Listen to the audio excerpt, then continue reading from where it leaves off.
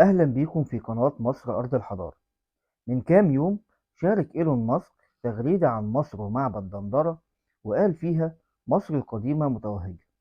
ومن ساعتها والعالم كله بيتكلم عن النقش اللي موجود قدامنا ده، والكل بيقول إنه كان قاصد النقش ده بالذات بكلامه، وإن النقش عبارة عن مصباح كهربائي متصل ببطارية، وإن المصريين القدماء عرفوا الكهرباء منذ آلاف السنين. لكن النص المصاحب للمنظر بيقول غير كده، وإن ده مجرد جزء من احتفال المصريين بالسنة الجديدة.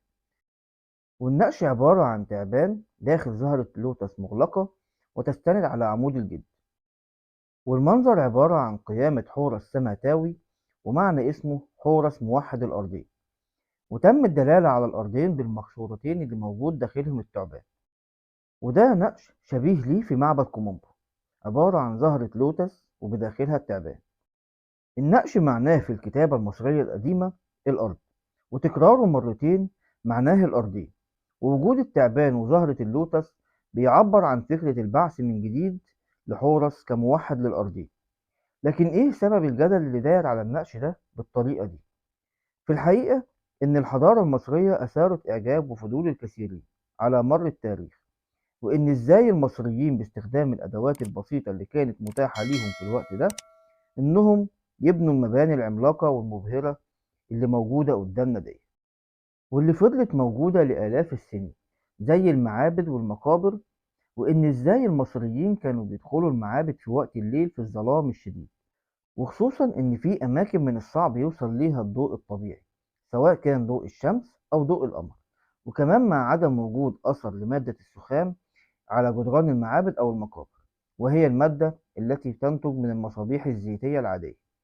ومع ظهور مناظر معبد دندرة ورؤيتها من قبل المهندسين، ظنوا أنه بالفعل مصباح كهربائي، وخصوصا مع تشابه المنظر مع المصباح الكهربائي اللي اخترعه الفيزيائي الإنجليزي ويليام كروكس، واتسمى باسم أنبوب كروكس. بس برضه ده مش دليل إن المنظر بيعبر عن مصباح كهربائي، لأن حتى لو المصريين القدماء عرفوا الكهرباء أو استخدام الطاقة، مش بالضرورة إنها تبقى متشابهة في الشكل والهيئة اللي بنستخدمها دلوقتي. والمفروض إن في وجود النص المصاحب للمنظر ينتهي الجدل، وهي دي فايدة التخصص. ولكن للأسف الناس بتصدق أي حاجة بتتقال ليها، لكن للأسف برضه بتكذب صاحب التخصص ويتهموه بالكذب والتزوير. واللي جايز في المستقبل ومع الاكتشافات الحديثة إننا نلاقي الأدوات اللي استخدموها أو الطريقة اللي قدروا يصنعوا بيها حضارتهم العظيمة اللي بتبهرنا كل يوم. وكده نبقى وصلنا لنهاية الحلقة اللي أتمنى إنها تكون عجبتكم، وأشوفكم على خير دايما.